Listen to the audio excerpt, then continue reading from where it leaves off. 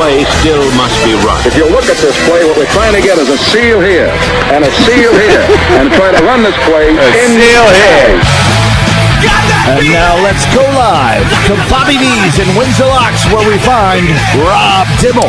All right, it's for real tonight at 8:20, Lions versus Chiefs. We'll get into all of that stuff, but we're live from Bobby V's. We got all kinds of great giveaways for you. We got football tickets. We got football tickets. Yeah. We got all kinds of giveaways for you, like I said.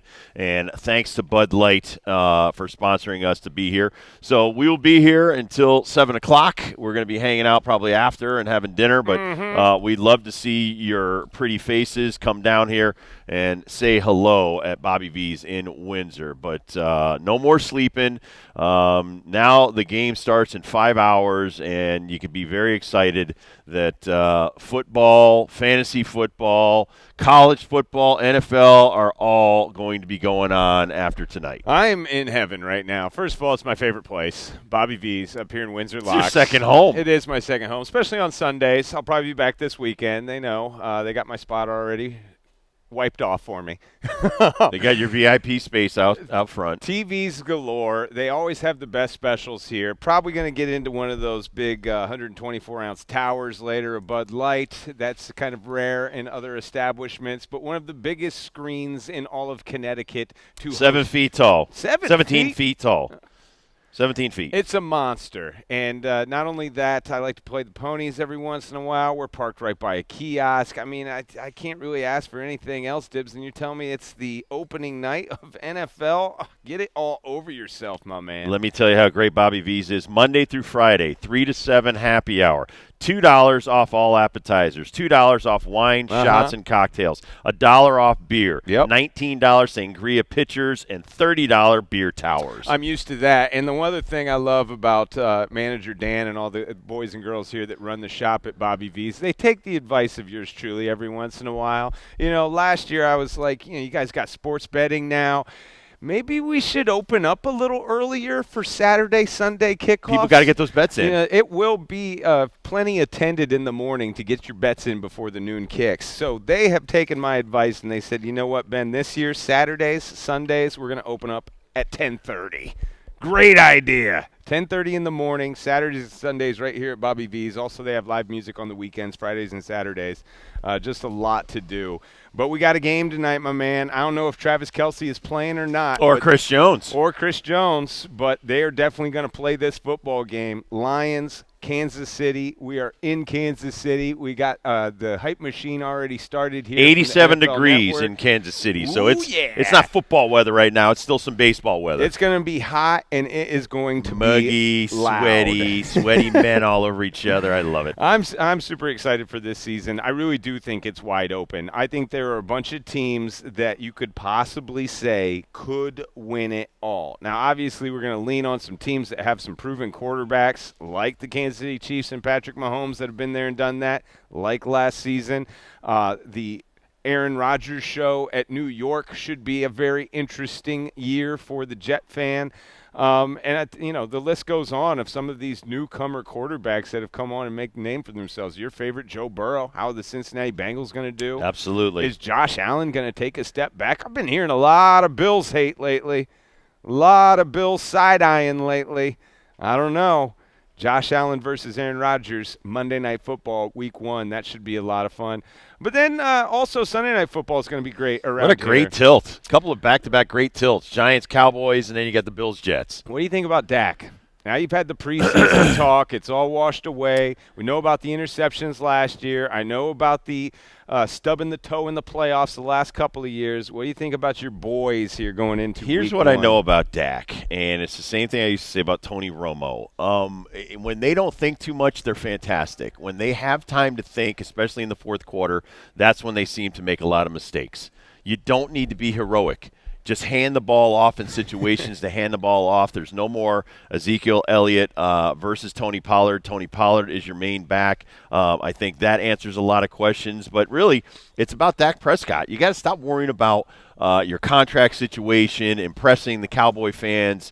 Your job is to win playoff games. Get your team to the playoffs. Get your team to the Super Bowl. That should be your main priority. Other than that, it would be a bust for this season for the Dallas Cowboys. Bust? Yeah, they've got to get to the Super Bowl. The They got to Super Bowl stop or bust. flirting. So it's the Super Bowl or bust. Because listen, they got talent. Talk is cheap. They got talent. Why am I paying this guy $100 million? I'm paying you to get me to the Super Bowl. Why are we paying all these other guys? I mean, you just see Bosa getting a huge $172 million deal. They're not paying him to fool around in the regular season. Right. They're paying him to hoist the Vince Lombardi trophy. So I say the same thing about baseball players. You're paying these guys so much money, but you're paying them for meaningful games. So when Dak gets to a meaningful game, and obviously opening night, national TV, you're the only game going on at that point. It's a huge game. So that's when Dak needs to shine. I honestly just love their roster on paper. Like looking at CeeDee Lamb with Brandon Cooks, just those two right there, you could stop, and I'd be like, that's dangerous no matter what you're going to throw at me. I'm wondering what Tony Pollard's going to be like as the main featured back without Ezekiel Elliott around. I think that's going to open things up, actually. I really do think that's going to be a better thing for the Dallas Cowboys. And then you know how big of a fan I am of Michael Gallup. I don't think this kid gets enough credit. Has been injured a lot, and especially the last couple of years, but I think he's dynamite as well. However, say what you will about your boys in the offense, that defense is where it's at. I mean, Micah Parsons is probably jumping for joy for the Nick Bosa contract because he knows he's next.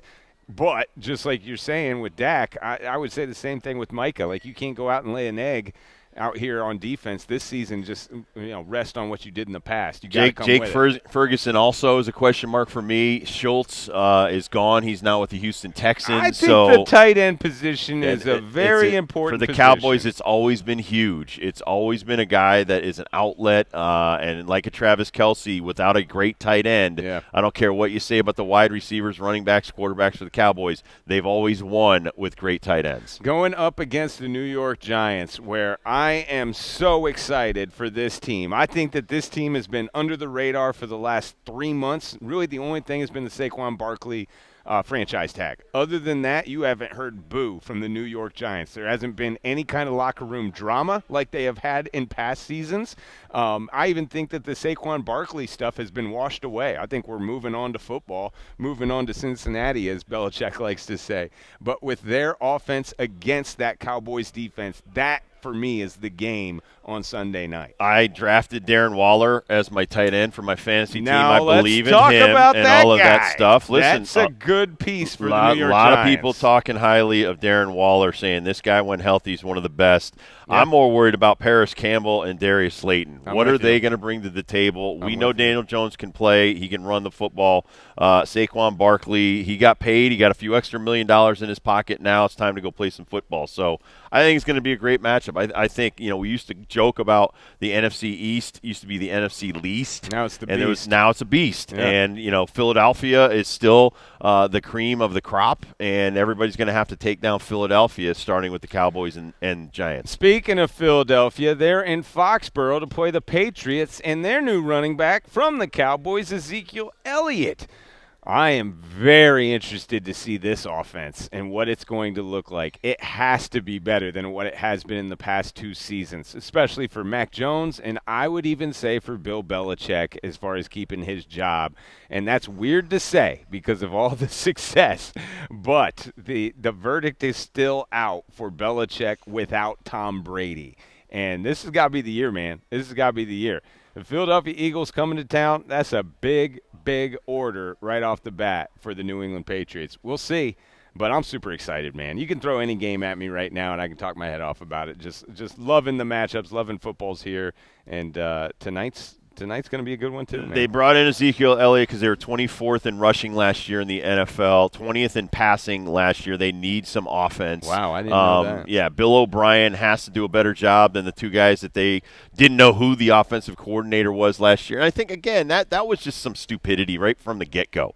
You know, like you always say, 2 quarterbacks is too many. It means you have no quarterback. Right. So You got 2, you got none. You got none. And that's the same thing with offensive coordinators or defensive I agree. coordinators.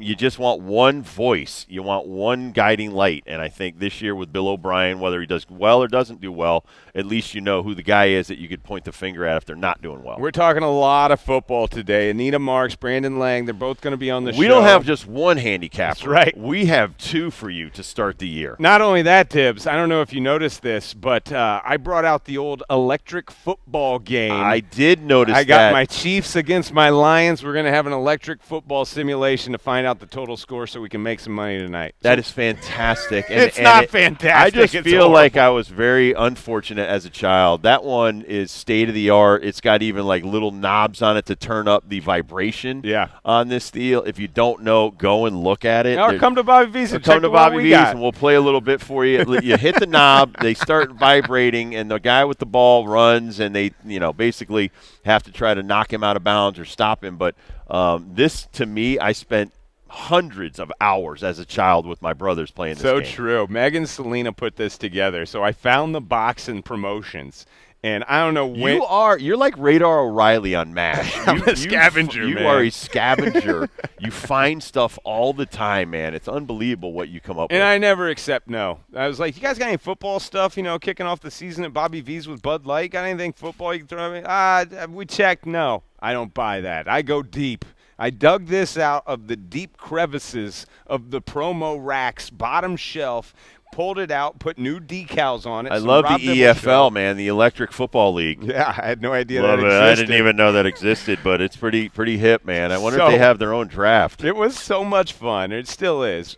Megan and Selena put this together, and this is from scratch. So it's where you got to pull the guys off the plastic. They're stuck to the plastic. You got to rip them off, and you finally said it. And they didn't know exactly what was going on. By the way, Selena was super worried about breaking the field goal post. And I was like, you know what? It's probably from the 70s, so it's probably a little brittle Little anyway. brittle. Don't worry about it. And I was like- Listen, with my brothers and I, we would have busted it anyway. exactly. I would have tried That's to what stab I my said. brother's eye out, so yeah, it's all good. I said you just made it more authentic Absolutely. to what I grew up with. That's exactly the way it probably would have looked at the Dibble house on Christmas morning. The only thing you're missing, Selena, is some dog to come in here to eat a couple of the men, and Yeah, then we have chew to 'em up. play 10 on 10 instead of 11 on And 11. my quarterback's got one arm and not missing a head. So these kids, they got TikTok and cell phones and all these other electronics in their face to stimulate their entertainment at all times. But they don't have anything physically challenging. Right, and they've never seen the electric football field or it even being played before. So they're setting this up, and they're setting up the football players, and they're like, okay, now what? What happens? Oh, now's the good part. Now we turn it on. Megan's like, it's really loud. I think it's because it's old. No, that's how loud it is. No, that's how loud it is. It's always loud. That's the electricity that's humming through the metal that's forcing these plastic bodies to move. It's So awesome. We turn it on. The plastic bodies move a little bit. And I think Selena said, is that it? That's it. That's it, man. That's it. all you get.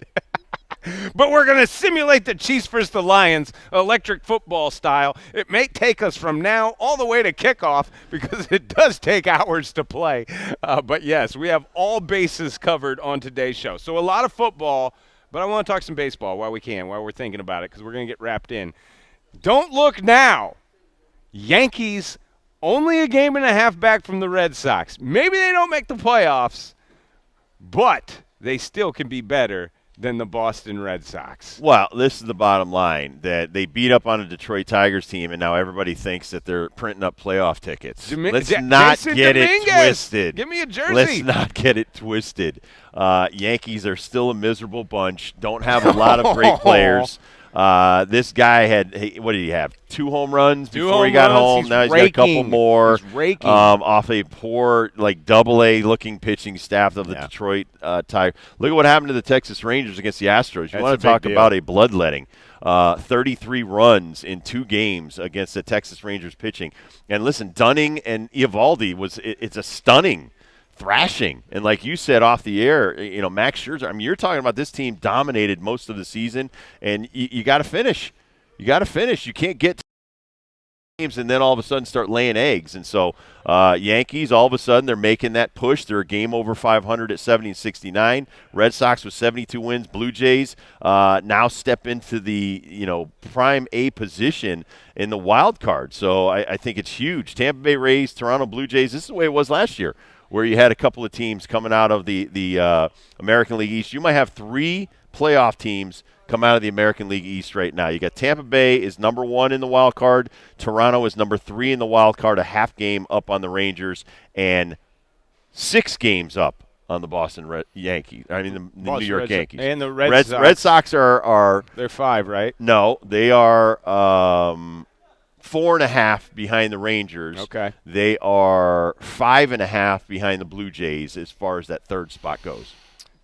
They struck out so many times last 17 times by the Boston Red Sox striking out against the Tampa Bay Rays. But that Glasnow is good right now. I mean, that kid can pitch. When he's healthy, he's one of the top 5 in the American League. Certainly went out there and threw a gem last night. But listen, Red Sox have been exciting to watch, but they have had the second toughest schedule here down the stretch in Major League Baseball, and they're starting to show a little wear and tear. It's not easy to beat Tampa in Tampa. I'm not surprised at the Yankees' new success, and it's not because of the teams they play, because you got to throw the Astros wins in there as well. I just think that the attitude has completely shifted, and I'm not. Oh, you mean the sense of urgency? That's the attitude? Not a little bit, but not because of the season, because of their own personal contracts. Like, I think that if you would have brought these guys up that aren't making any money, or at least anything close to what Giancarlo Stanton is making, it would have put a jolt into the veterans a lot sooner. I just thought that the move, not necessarily Dominguez, but one of the guys, either Peraza or Cabrera, to be in the lineup a long time ago, 2 months ago, not necessarily but for who's their Jason production. Dominguez replacing 2 months ago? Bader? Bader. You're kicking Bader out of the line? Bader was the only guy hitting 2 months ago. Yeah, I mean, only guy hitting you 2 gotta- months ago, besides when Judge came back. So, no, I don't agree with that. The people that are making that comment are just idiots online. They're, I'm not my God, if saying- you had brought these 3 young guys up 2 months ago, they'd be in the playoff hunt. No, they wouldn't. I'm not talking about their production. I'm talking about them putting an attitude into the veterans, because the clubhouse is completely different. And I know winning has a lot to do with it, but just the attitude at an at-bat feels like a sense of urgency a lot more now than it did a few weeks ago. But it's common sense. Brian Cashman made Exactly. awful moves this Common sense. offseason. He made awful moves at the trade deadline. The analytics people have basically been pushed to the back of the room, and it's like, all right, the future is now. Hal Steinbrenner still hasn't come out and apologized for all these awful moves because they don't think highly of their fan base. They don't care. They're making money hand over fist. So these guys are greedy. They don't care. Now, the players that in their wake, no Aaron Hicks now, no Josh Donaldson, and the other guys that are still remaining are starting to get a little bit nervous. I'm sure Gleyber Torres is feeling the heat. Right. I'm sure that Stanton, if you could move him, he'd already be moved. Yeah. But you can't move him. So, I mean, and listen, I think LeMahieu will rebound. I mean, he's been awful most of the year batting average-wise, but I think he's got 15 home runs on the season and plays really well defensively. But the problem is when you were playing Kiner Falefa out in the outfield, that was a huge mistake. Stanton is a liability on defense. They have a one-dimensional team. It's called slow guys, don't steal a lot of bases, can't run first to third, and then guys who strike out waiting to hit a 3-run home run. And it's 1980s baseball, but with a new twist. You just add a couple of cool cliches by the analytics department, and voila, let's throw them out there. And the only real decent starting pitcher is Garrett Cole. And you wasted a bunch of his starts. I think they have about 13 losses in his 28 starts this year. It's a getaway day for most of the league. We do have that Tigers-Yankees game for you at 6:25. They might sweep them twice in a week. That's They tough. swept Detroit in Detroit. They might sweep them again, and so everybody's going gaga over sweeping this horrible Detroit Tigers team. Wins are wins at this point, and the Yankees will take all the ones that they can get. But, yeah, I feel like the attitude has been adjusted slightly there in Yankee land. It's when guys are fighting for their jobs, Right. they play a lot better, and this is the way baseball used to be. Week to week, day to day, you had to fight to stay on the field. And now they know, listen, we can't treat this like a country club any longer, or we're going to be kicked out of the country club, and they're going to bring all these young guys. Listen, the young guys are under control. You don't have to pay these guys anything. You know, I was looking at Casas's contract. He's making like $750. Right. You know, he's making the minimum. So I mean, he's not going anywhere for another 5 years. That's not a guy you're worried about. You're not worried about Dominguez. You're not worried about these other guys. What you're worried about is how the hell are we going to have to pay for these guys that can't play anymore? Mm-hmm. That because you tried to win the last 5 years, you didn't, and now the backlash is a lot of bad contracts you're going to have to eat. That's a problem. But listen, you're not the only ones. The Mets, they're eating $131 million this year of guys that aren't even on the team. So think about that. Steve Cohen is eating a lot of crow over there of somebody else's cooking, and he's not happy about that. But Anita Marks is going to join us next. Let's talk some football. Let's talk something about what's going on in the NFL. We've got a game tonight. What does Anita Marks from the Daily Wager on ESPN think? We're live at Bobby V's. And sponsored by Bud Light. Thank you so much for keeping us on the air. Ben, Rob, Kurt, Nick, John, everybody here, all our whole road crew, everybody's here. We'll be right back.